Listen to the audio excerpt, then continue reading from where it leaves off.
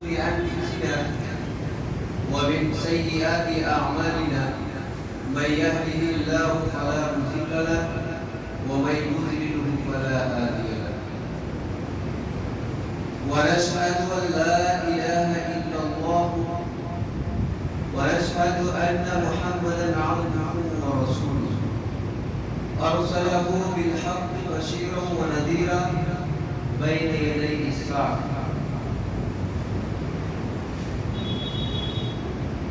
أعوذ بالله من الشيطان الرجيم بسم الله الرحمن الرحيم فقد قال الله تبارك وتعالى في القرآن المجيد والفرقان الحميد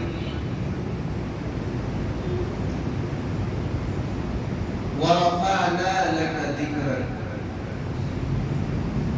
وقال النبي صلى الله عليه وسلم بعثت أنا والساعة كهاتين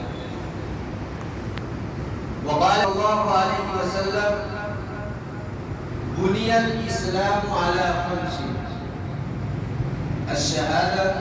الشهادة أن لا إله إلا الله وإقام الصلاة وإيتاء الزكاة والحج وصوم رمضان.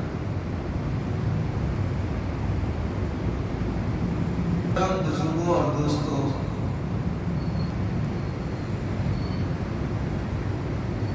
یہ پیغمبر السلام کی سیرت کوئی نہیں ادا کر سکتا ہے.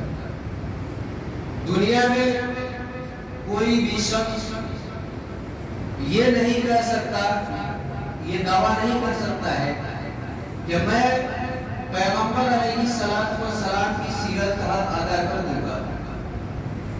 وہ عظیم شخصیت، باری تعالیٰ کے محبوب، رب کائنات کے محبوب محمد رسول اللہ صلی اللہ علیہ وسلم، فخر موجودات، ہادی سبل، رحمت للعالمین، سرور کائنات صلی اللہ علیہ وسلم کی سیرت کے حق کے بارے میں کوئی کہے کہ میں پیغمبر علیہ السلام کے پورے سیرت کا حق ادا کر دیا، ایسا کوئی دعویٰ نہیں کر سکتا ہے.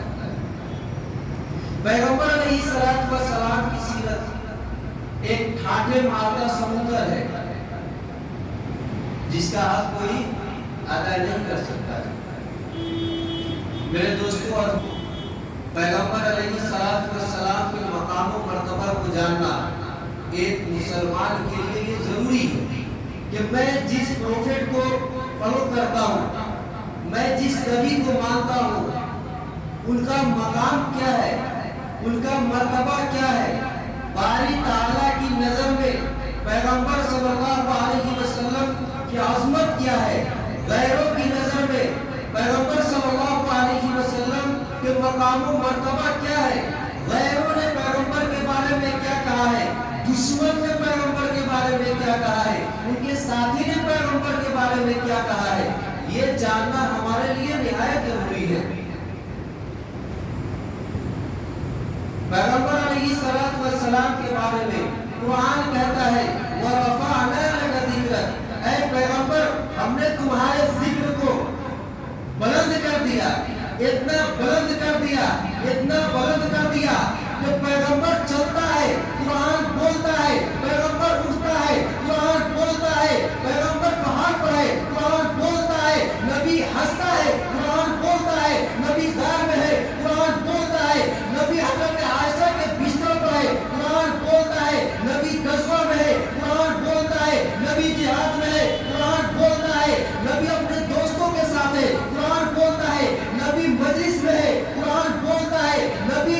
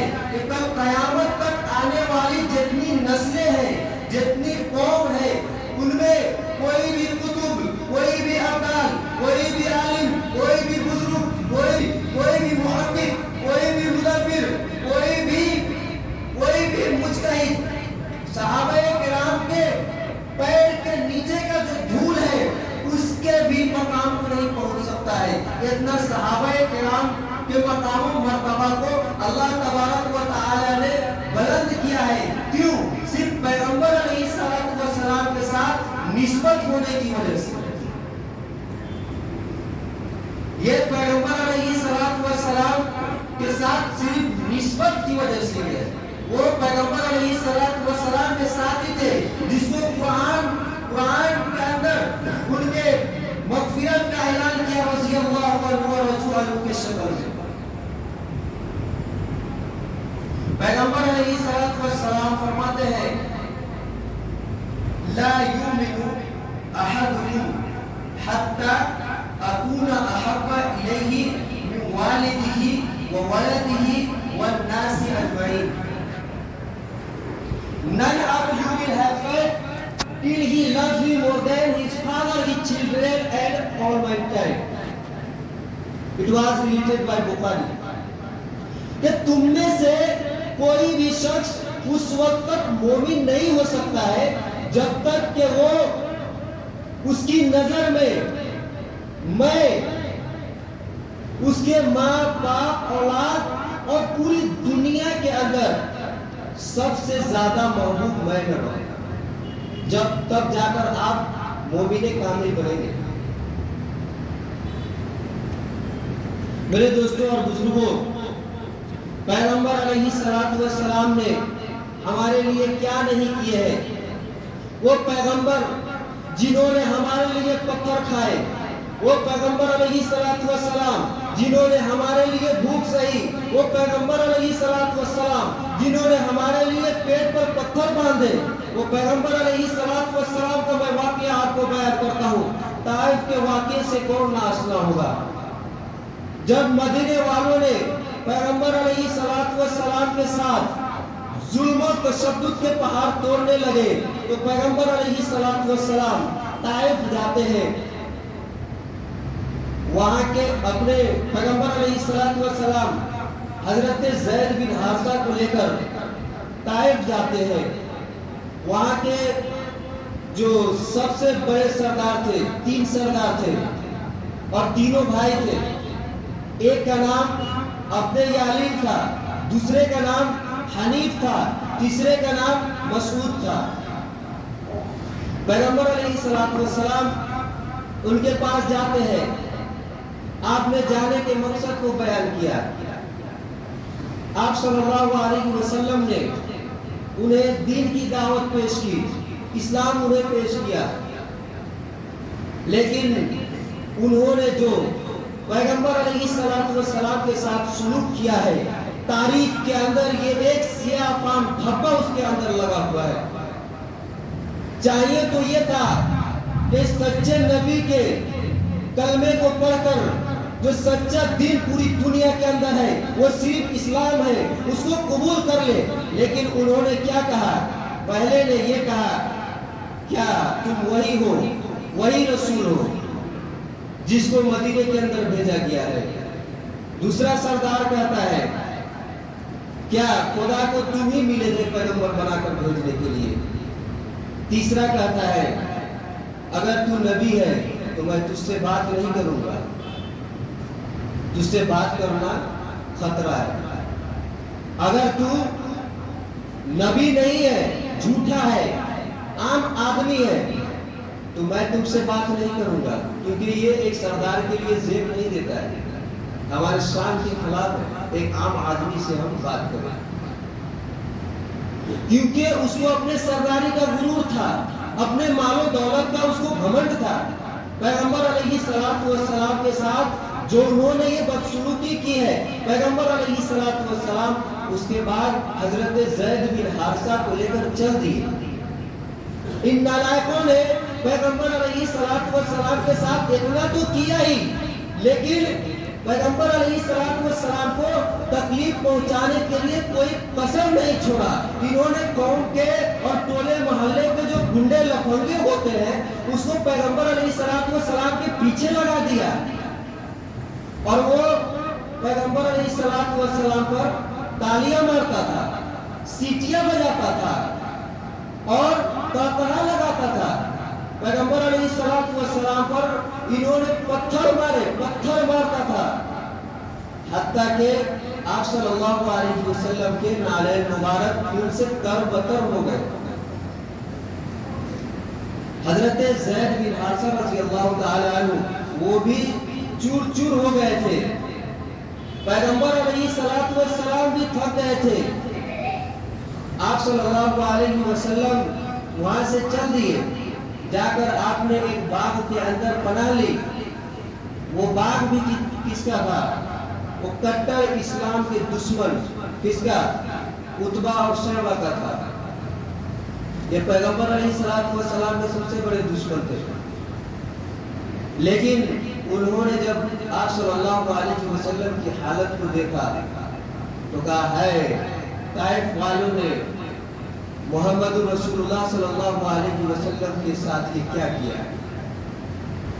उन्होंने जल्दी अपने गुलाम को हुक्म दिया, वो उसके लिए अंगूर लाए और आप सल्लल्लाहु अलैहि वसल्लम आए। उसके बाद आप सल्लल्लाहु अलैहि वसल्लम ने बारगाहे इज़्ज़त में दुआ की, क्या अल्लाह, मैं आपसे अपनी कमजोरी का और अपनी इस हालत की फरियाद करता हूँ। अल्लाह रब्बुल इज़्ज़त ने पैगंबर सल्लल्लाहु अलैहि वसल्लम की दुआ को कबूल फरमाई। उसी वक्त हजरत जिब्राईल अलैहिस्सलातु वस्सलाम के साथ दो फरिश्तों को भेजे, मलिकुल जिबाल को।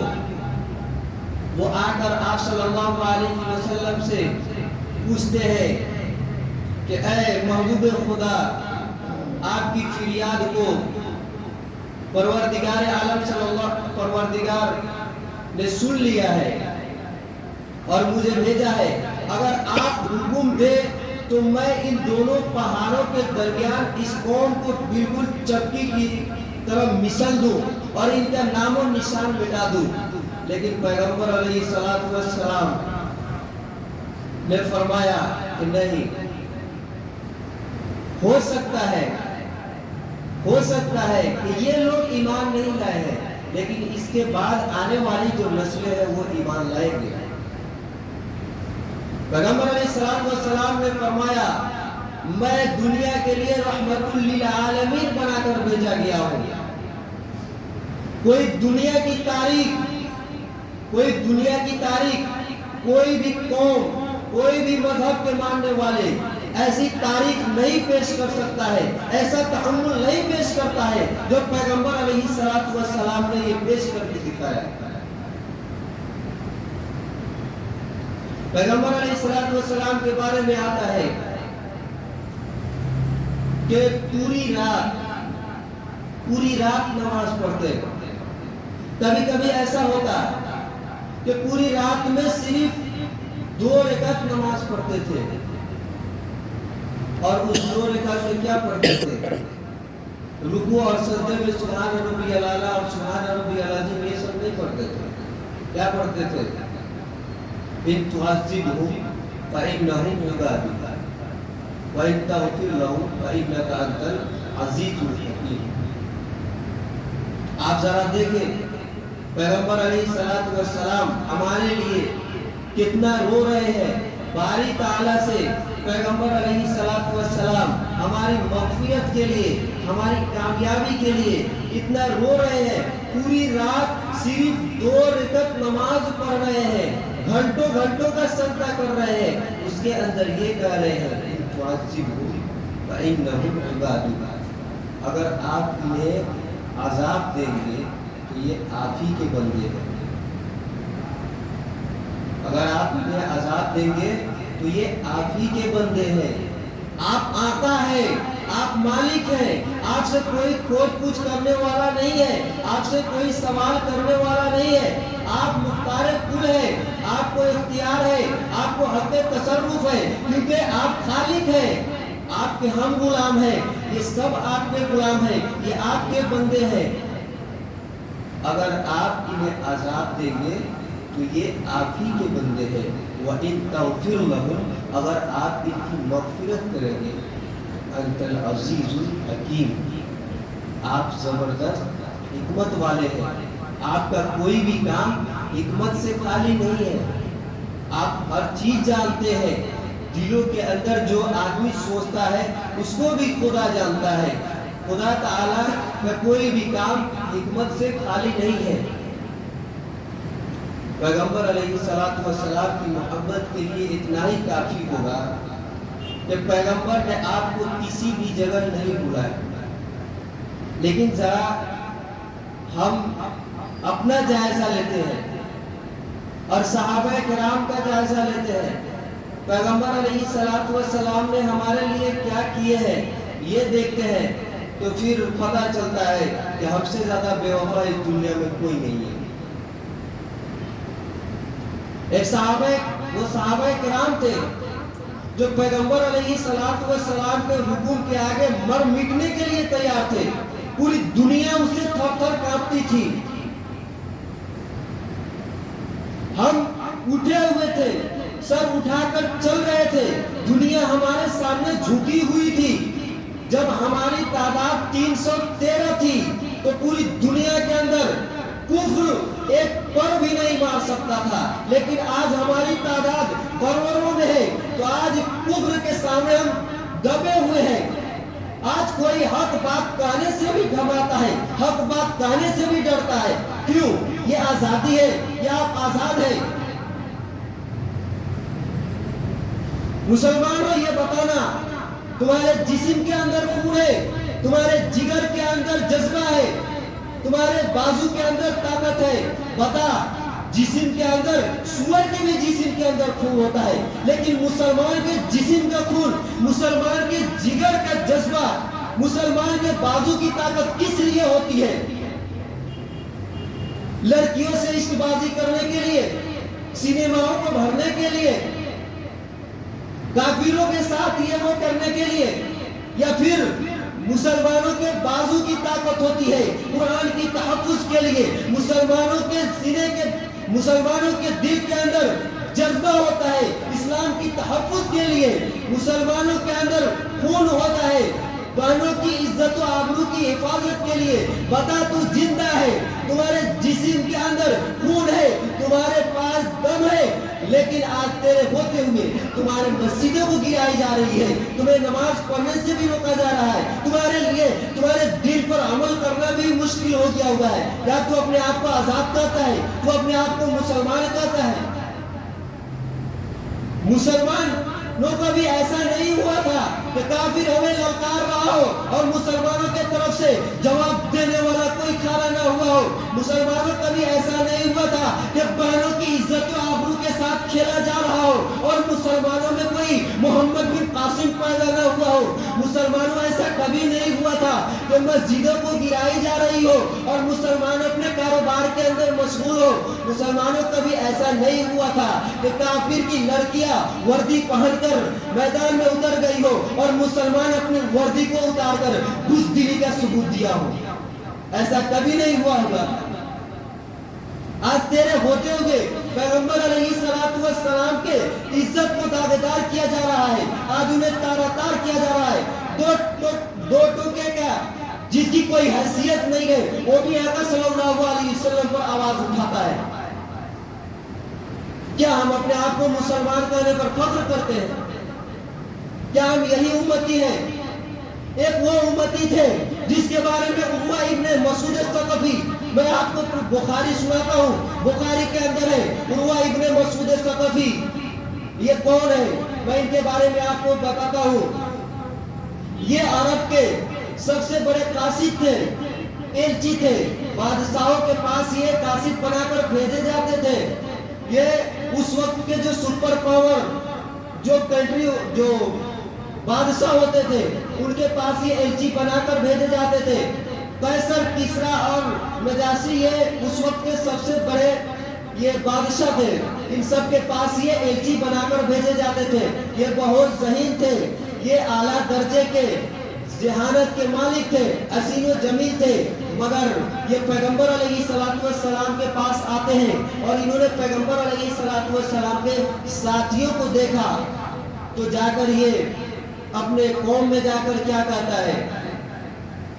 ما تنخم رسول اللہ صلی اللہ علیہ وسلم نخامتا الا وقعت فی کف رجل منهم فدلک بها وجهه وجلده واذا امرهم ابتدروا امره واذا توضا كادوا يقتتلون على وضوئه وَإِذَا تَكَلَّمَ خَفَضُوا أَصْوَاتَهُمْ عِندَهُمْ وَمَا يُحِدُّونَ إِلَيْهِ النَّظْرَ تَعْظِيمًا لَهُ فَرَجَعَ عُرْوَةُ إِلَى قَوْمِهِ فَقَالَ أَيْ قَوْمِ لَقَدْ وَفَدتُّ عَلَى مُلُوكٍ وَفَدتُّ عَلَى قَيْصَرَ وَكِسْرَى وَنَجَاشِيَ وَاللَّهِ إِنْ رَأَيْتُ مَلِكًا قَدْ يُعَظِّمُهُ مَا يُعَظِّمُ أَصْحَابُ مُحَمَّدٍ مُحَمَّدًا.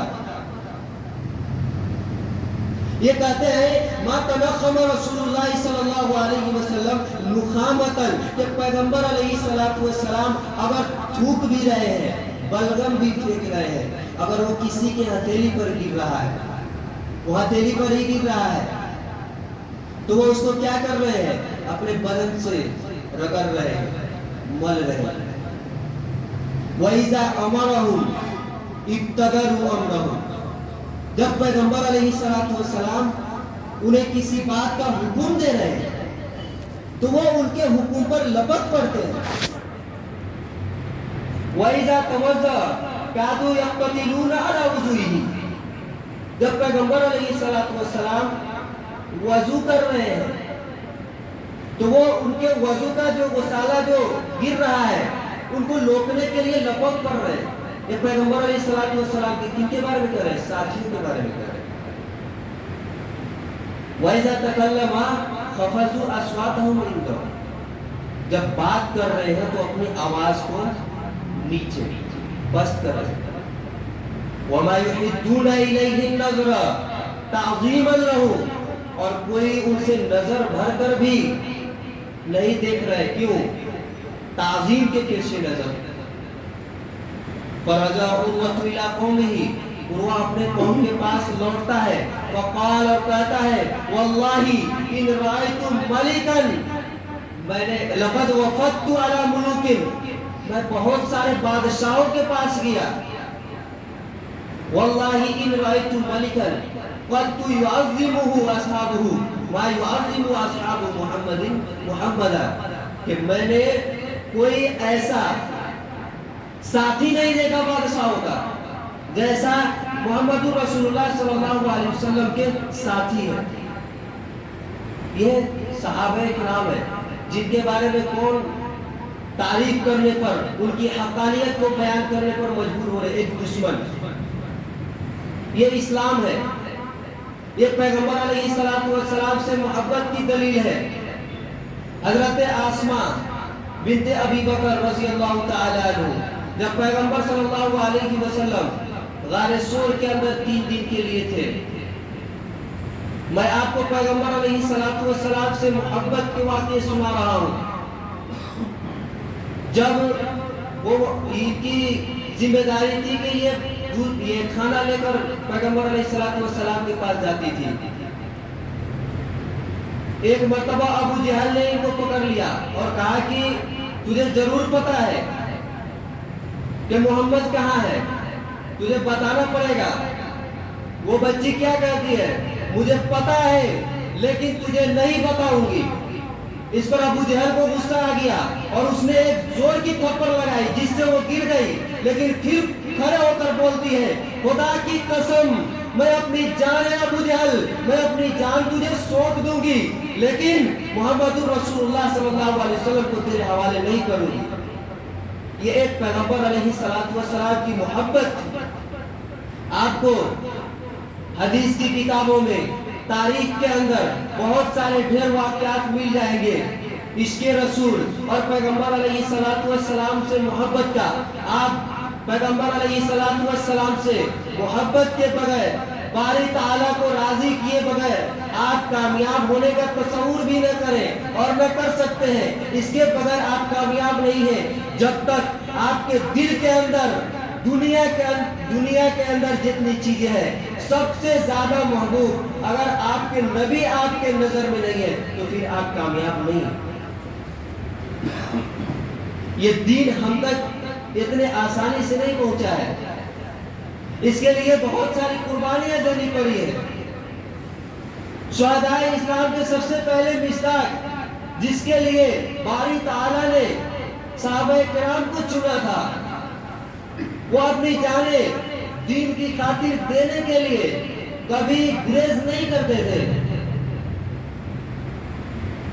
حضرت ابو بکر وطن سے بے وطن ہو رہے ہیں، صحابہ اپنے گھر بار کو چھوڑ رہے ہیں، اپنے مال و دولت کو چھوڑ رہے ہیں، اپنے بیوی بال بچے ہر ایک چیز کو چھوڑ رہے ہیں، صرف ایک چیز کے لیے، جذبہ جہاد کے لیے، اللہ تعالی کی راہ میں جان قربان کرنے کے لیے۔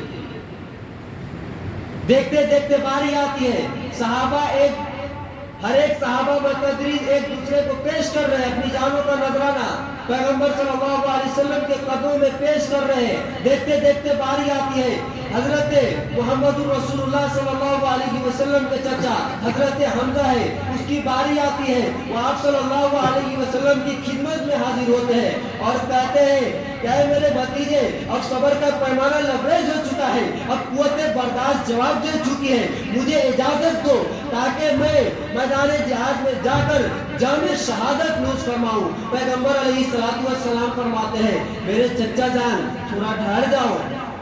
حضرت حمزہ فرماتے ہیں بھتیجے اب صبر کا پیمانہ لبریز ہو چکا ہے، تو آپ صلی اللہ علیہ وسلم فرماتے ہیں کہ انت سینو لابی، آپ تو میرے ابو کی جگہ ہے، حتیٰ کہ آپ نے ایک مرتبہ فرمایا تھا کہ اے محمد تم گھبرانے نہیں، اللہ تعالیٰ نے میرا اور تیرے ابو کا شکل ایک جیسا بنایا ہے، گھبرانے کی ضرورت نہیں ہے، جہاں محمد رسول اللہ صلی اللہ علیہ وسلم کا پسینہ بہے گا وہاں حمزہ اپنی خون بہا دے گا۔ حضور صلی اللہ علیہ وسلم اپنے چچا کے جذبہ کو دیکھ کر، آرزو کو دیکھ کر، تمنا کو دیکھ کر، خواہش کو دیکھ کر اجازت دے دیتے ہیں، حضرت حمزہ میدان جہاد میں اتر جاتے ہیں۔ دیکھتے دیکھتے باری آتی ہے، کفار سے لڑائی ہوتی ہے، مقابلہ ہوتا ہے، ایک وہ وقت آتا ہے جب حضرت حمزہ کو ایک حبشی شہید کر دیتا ہے۔ ان کی حالت کو دیکھ کر حضور صلی اللہ علیہ وسلم فرماتے ہیں کہ اے پروردگار عالم، میرے چچا کے لاش کے ساتھ کیا حال کر دیا گیا۔ حضرت حمزہ کے جسم کو ٹکڑا ٹکڑا کر دیا گیا تھا، ان کے آنکھ کو نکال دیا گیا تھا، ناک کو کاٹ دیا گیا تھا، ان کے زبان کو کھینچ دیا گیا تھا، ان کے کلیجے کو نکال کر چبا گیا تھا، انگلیاں کاٹ دی گئی تھی۔ یہ حالت دیکھ کر آپ صلی اللہ علیہ وسلم فرماتے ہیں کہ پروردگار عالم، یہ میرے چچا کے لاش کا کیا حال کر دیا گیا۔ اسی میں ان کی بہن آتی ہے جس کو دیکھ کر آپ گھبرا جاتے ہیں کہ یہ تو عورت ہے، عورت تھوڑا یہ گھبرانے والی ہوتی ہے، یہ برداشت کا اس کے اندر تحمل کا کم چھمتا ہوتا ہے، یہ دیکھ کر چیخ مارے گی، ماتم کرے گی، روئے گی، سر پیٹے گی، لیکن قربان جائیے اس مرد مجاہد کی غیرت مند بہن پر کہ دیکھ کر نہ روئی، نہ چلائی، نہ چیخ ماری، نہ ماتم کی، بلکہ سیدھے جگر پر پتھر رکھ کر بولی کہ بھائی جاؤ، جنت کی پورے تیرے انتظار میں ہے۔ یہ حضرت حمزہ کا اپنے بدن کو ٹکڑے ٹکڑے کروانا کس لیے تھا؟ کیا وہ چاہتے تو ہماری طرح زندگی نہیں عیش و عشرت کے ساتھ گزار لیتے، غلامی والی زندگی نہیں گزار لیتے؟ کیوں؟ آپ کے لیے، آپ تک دین پہنچانے کے لیے، اسلام کی بقا کے لیے، اسلام کی اشاعت کے لیے انہوں نے یہ قربانی دی ہے۔ پیغمبر علیہ السلام سے لے کر صحابہ کرام، علماء مجتہدین، سب نے اپنی بہت بڑی قربانیاں دی ہے، تب جا کر یہ اسلام ہم تک آیا ہے۔ یہ کوئی معمولی اور یہ ایسے ہی اسلام نہیں پھیلا ہے۔ جو لوگ اسلام پر اعتراض کرتے ہیں کہ اسلام تلوار کے زور پر پھیلا ہے، وہ اس کے کم فہمی اور علم نہ ہونے کی بنیاد پر ہے۔ جو اہل علم ہے، جس کے اندر بھی اللہ تعالیٰ نے تھوڑا بھی سمجھ اور بوجھ دیا ہے، وہ اسلام کو پڑھ کر دیکھ لے کہ اسلام کس چیز کے ذریعے پھیلا ہے، وہ مسلمان ہونے پر مجبور نہ ہو گیا تو میرا نام بدل دے۔ یہ اسلام کی صداقت ہے۔ کوئی بھی دنیا کا قوم اپنی تاریخ نہیں پیش کر سکتا ہے۔ آپ دنیا کے کوئی مذہب کو سامنے لائے، وہ کوئی قوم اپنی تاریخ کو نہیں پیش کر سکتا ہے۔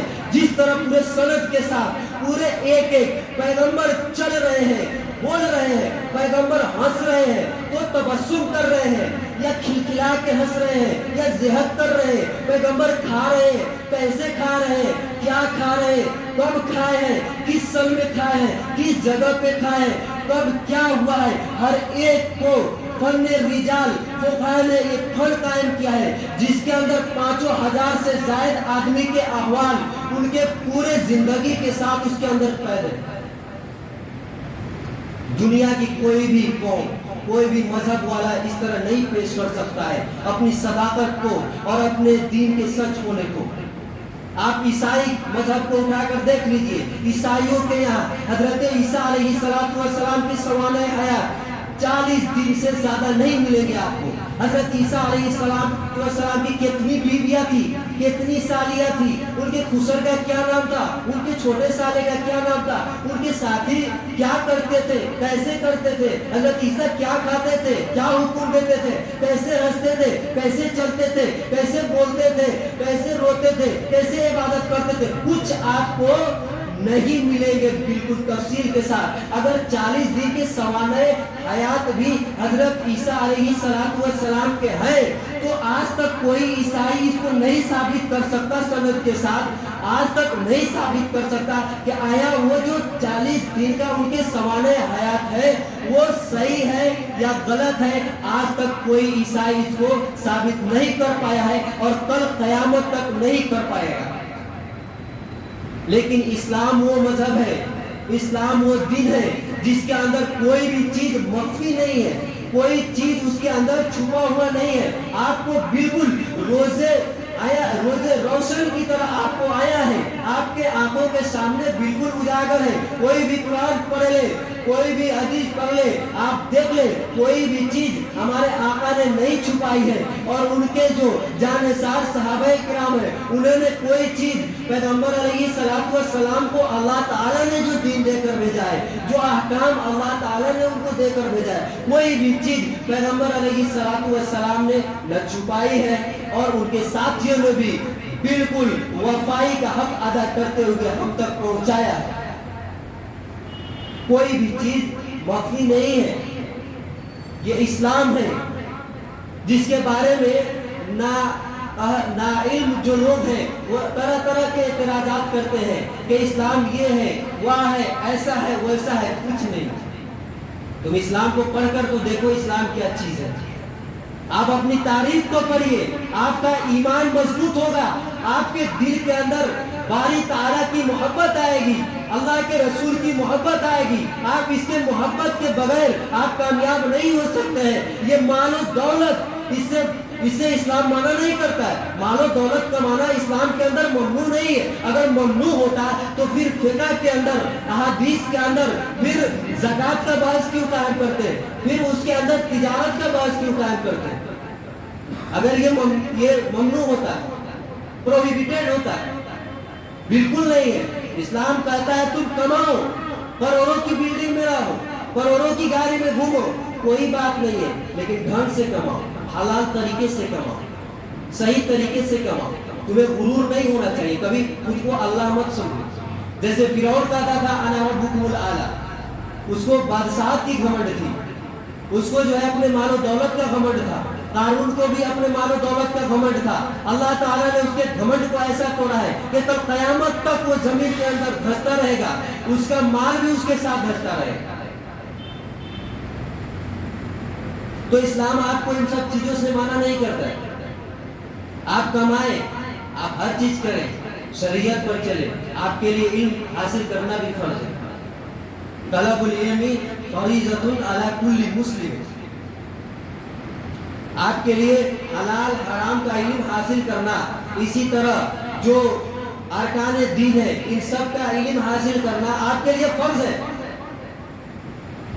جس طرح نماز فرض ہے، روزہ فرض ہے، زکوٰۃ فرض ہے، اسی طرح اس کا بھی حاصل کرنا آپ کے اوپر فرض ہے۔ آپ حاصل کریں۔ آپ کو کوئی مسئلہ پوچھنا ہے، کوئی مسائل پوچھنے ہیں، آپ عالم علماء سے، صحیح عالم علماء سے آپ رہنمائی حاصل کرتے رہیں۔ علم حاصل کرنے کے لیے کوئی چھوٹے بڑے کی قید نہیں ہے۔ یہ نہیں کہ ہم بڑے ہیں تو چھوٹے سے نہیں پوچھ سکتے، ایسا کچھ نہیں ہے۔ قرآن کہتا ہے فَاسْأَلُوا أَهْلَ الذِّكْرِ إِن كُنتُمْ لَا تَعْلَمُونَ۔ اگر تمہارے پاس علم نہیں ہے تو تم اہل ذکر علم والے سے پوچھ لو۔ علم حاصل کرنے کے لیے کوئی قید نہیں ہے، نہ عمر کی قید ہے اور نہ چھوٹے بڑے کی قید ہے۔ آپ کہیں سے بھی علم حاصل کر سکتے ہیں، اور یہ جاننا تو آپ کے لیے ضروری ہے۔ آپ اگر حلال اور حرام کا علم نہیں جانیں گے, آپ کے پاس نہیں ہے, تو پھر آپ پیسے کیسے آپ تجارت بزنس کریں گے, کیسے آپ کو پتا چلے گا کون سا بزنس صحیح ہے, کون سا طریقہ مال کمانے کا صحیح ہے, ورنہ ہی وہی ہوگا. پیغمبر علیہ الصلوۃ والسلام نے جو فرمایا ہے, یاتی علی الناس زمان لا یبالی المرء ما اخذ منه من الحلال و من الحرام, کہ لوگوں پر ایک ایسا بھی زمانہ آئے گا کہ آدمی کو پتہ ہی نہیں چلے گا کہ وہ حرام کمایا ہے یا حلال کمایا ہے, وہ مال جو آیا اس کے پاس وہ کہاں سے آیا, وہ صحیح راستے سے آیا ہے یا غلط راستے سے آیا ہے. دوستوں, وقت کی قلت ہے, وقت ہو گیا ہے, میں اسی پر اپنی بیان کو ختم کرتا ہوں. آخر دعوانا الحمدللہ رب العالمین.